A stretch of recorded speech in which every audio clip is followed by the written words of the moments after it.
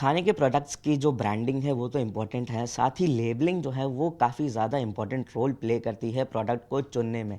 उसी पर खास चर्चा के लिए हमारे साथ मौजूद हैं Preeti Chaudhary ma'am, director western zone FSSAI. Ma'am, Zee Media पे आपका स्वागत है। नमस्ते। हम आपसे समझना चाहेंगे कि जो प्रोडक्ट्स की लेबलिंग होती है वो कितने इंपॉर्टेंट होते हैं क्लासिफिकेशन करने के लिए।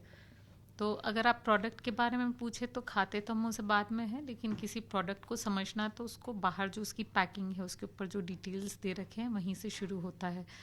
तो एक प्रोडक्ट को समझने के लिए कुछ खास अवयव होते हैं, मेन एलिमेंट्स, जिसे हमें देखना ही चाहिए।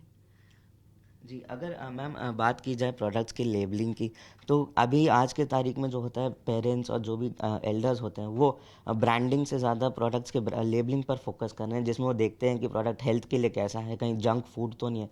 तो आपके अनुसार जंक फूड की परिभाषा क्या होनी चाहिए? बेसिकली जंक फूड को हम नॉर्मल जो बोलचाल की भाषा में समझते हैं वो ये हो गया कि अगर किसी फूड से डाइटरी फाइबर्स की कमी हो गई है और वहाँ पर एनर्जी इज़ इन एक्सेस, तला हुआ है, तो ये हमारी नॉर्मल समझने की भाषा में हम उन्हें जंक फूड कह लेते हैं। लेकिन लेबलिंग की दृष्टिकोण से देखें तो आपको उसमें जो है पीछे एक न्यूट्रिशनल टेबल दी होती है, जहाँ पर आपको कई तरह के डिटेल्स देने होते हैं किसी एक फूड बिजनेस ऑपरेटर को। उसमें फ़ैट की मात्रा कितनी है, प्रोटीन कितना है, कार्बोहाइड्रेट कितना है। तो फैट में आपको ये भी डिक्लेयर करना है कि ट्रांस फैट है या नहीं है। तो इन सब चीज़ों को जो है साथ में मिलाते हुए कोई फूड कैसा है उसको निर्धारित करना चाहिए। और मैं ये भी कहूँगी कि मैं मतलब कोई भी एक इंसान जो है हर समय एक ही तरह का फूड नहीं खा सकता है। तो समय, काल और ज़रूरत के हिसाब से कोई एक फूड है वो आपके लिए सूटेबल भी हो सकता है, और वही सेम फूड जो है आपकी हेल्थ के लिए गलत भी हो सकता है। जी। मैम, अगर बात की जाए ऑनलाइन प्लेटफॉर्म एग्रीगेटर्स की, तो उनका क्या मोटो चलता है कि 10 मिनट में अच्छा खाना, 20 मिनट में अच्छा खाना। तो क्या ये फूड जो होते हैं वो क्वालिटी प्रोडक्ट्स होते हैं या एक तरीके से जो है जंक फूड ही इसे समझा जाए? मैं बार बार इस चीज़ को कहूँगी कि जो ऑनलाइन सेल हो रही है, जो फूड ऑनलाइन आपको बिक्री होकर मिल रहे हैं, तो उनको दो अलग अलग स्टैंडर्ड जो हैं हमारे, उनको मिक्स मत करिए। नंबर वन, आप उसको सेहत की दृष्टि से देख रहे हैं, वो एक उसका पर्सपेक्टिव हुआ। दूसरा, टेस्ट की पर्सपेक्टिव या स्टैंडर्ड्स के पर्सपेक्टिव से देख रहे हैं, टेस्ट के पर्सपेक्टिव से देख रहे हैं, ये दूसरी चीज़ हुई। लेकिन चाहे वो टेस्ट हो या हेल्थ हो, दोनों में ही एफएसएसएआई ने जो है कुछ एक नियत निर्धारित नॉर्म्स बना रखे हैं, स्टैंडर्ड्स बना रखे हैं कि हर फूड को, चाहे वो सिर्फ टेस्ट के लिए हो या सिर्फ हेल्थ के लिए हो, तो भी उन्हें वो स्टैंडर्ड्स कंप्लाई करने पड़ेंगे। जैसे मैं बहुत ही रॉ एग्जाम्पल देती हूँ। शुगर शुगर को हम नॉर्मली बहुत ज़्यादा शुगर खाना हेल्दी तो नहीं मानते हैं, लेकिन तो भी शुगर खाते हैं। तो उस शुगर को बनाने के या उस शुगर की पैकेजिंग के कई सारे स्टैंडर्ड्स हुए। तो जब हम उसे खरीद रहे हैं तो उसे भी स्वच्छता और सफाई से बनाया हुआ वो प्रोडक्ट होना चाहिए। तो एक चीज़ तो हो गई कि चाहे वो हेल्दी फूड हो या अनहेल्दी फूड हो, उसमें मानक बनाए हुए हैं एफएसएसआई ने, उनका पालन तो होना ही है।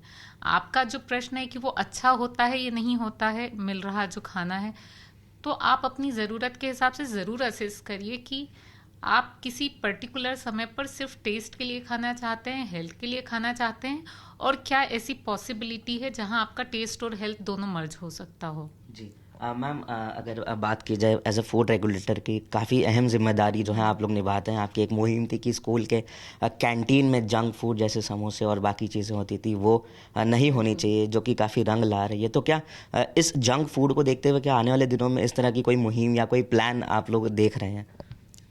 हम लोग जो है स्कूल्स के साथ में काफ़ी सारा काम कर रहे हैं। ईट राइट स्कूल सर्टिफिकेशन एक योजना है एफएसएसएआई की, और महाराष्ट्र में जो है हमारी बात एजुकेशन डिपार्टमेंट के साथ में चल रही। We are on the final stage of signing an MOU with the BMC schools, जहाँ पर हम कोशिश कर रहे हैं कि once the MOU is signed, तो वहाँ जो स्कूल में अगर कैंटीन है या वहाँ पर बच्चे अगर कैंटीन नहीं भी हैं और टिफ़िन से खाना लेकर आ रहे हैं, तो हम वहाँ पर ये कोशिश करेंगे कि साप्ताहिक भोजन के तौर पर क्या करिकुलम फॉलो करना चाहिए। ऐसी ही हमारी मुहिम गोवा राज्य में भी चल रही है। पुणे के कई सारे स्कूल्स जो हैं, ऑलरेडी 30 से ज़्यादा स्कूल्स ईट राइट सर्टिफाई हो चुके हैं। तो ऐसी हमारे जुरिस्डिक्शन में जो स्कूल जुरिस्डिक्शन में जो राज्य हैं और ज़िले हैं, सिटीज़ हैं, उनके साथ में वहाँ पर जो स्कूल्स हैं, हमारी ये मुहिम चल रही कि हम इस तरह का काम कर सकें। और कुछ बहुत अच्छी चीज़ है, जैसे मैं बताऊंगी, आजकल बच्चे भी जो हैं जागरूक होते जा रहे हैं। तो अभी एक बहुत ही अच्छे प्रोग्राम में मुझे ये समझ में आया कि स्कूल के छोटे बच्चे जो हैं वो माइक्रो ग्रीन्स डेवलप कर रहे हैं अपने स्कूल्स में, जो कि सब्जियों का घर पर एक तरह से सस्ते दाम पर सब्जियां खुद से क्रिएट कर लेना है, घर पर हेल्दी फूड अपने आप से क्रिएट करना है। तो उनके इस इनिशिएटिव से हमें भी काफ़ी प्रेरणा मिली और हम लोग कोशिश करेंगे कि माइक्रो ग्रीन्स ही नहीं, जो भी अच्छा खाना है वो स्कूल में करिकुलम में उनके अवेयरनेस बिल्डिंग प्रोग्राम में उसको हम शामिल कर सकें। तो इस तरह की कई सारी एक्टिविटीज़ चालू हैं हमारी। जी। अब मैम, जाने से पहले आखिरी सवाल, हाल ही में ड्रग रेगुलेटर की तरफ से जो है एक्शन लिया गया था बर्गर चेन मैकडॉनल्ड्स के ऊपर चीज़ को लेते हुए। तो क्या आप लोगों के पास भी कुछ ऐसी कोई शिकायतें आई हैं, या आप लोगों ने भी जो है किसी तरह का सर्कुलर किसी जो है चेन्स को जारी किया है, या आने वाले दिनों में कुछ तैयारियां कर रहे हैं?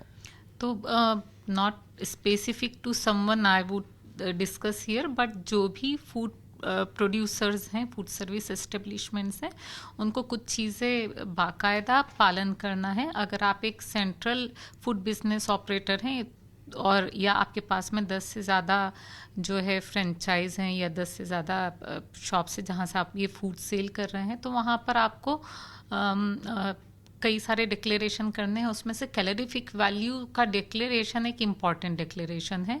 अलर्जेंस भी डिक्लेयर करना है, जो नाउअडेज हम जिस तरह की लाइफस्टाइल है देख रहे हैं कि भारत में भी अलर्जेंस को लेकर लोग जागरूक हो रहे हैं और कई लोगों को एलर्जीज होती है चीज़ों से।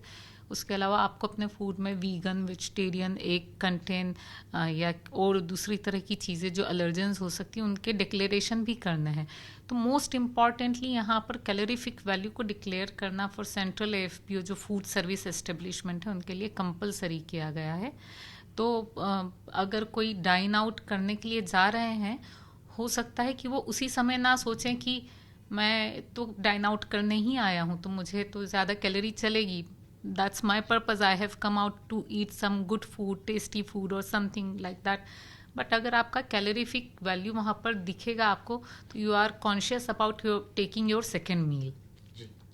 तो ये FSSAI की एक पहल है जहाँ पर सारे ही इस तरह के फास्ट फूड चेन को भी हम लोगों ने इस चीज़ को कंप्लाई करने के लिए जो है बाध्य किया है कि आप अपने बोर्ड के ऊपर या मेन्यू के ऊपर वहाँ पर आप कैलोरीफिक वैल्यू जो है आपको दिखाना चाहिए। तो this is one thing, allergens are second thing.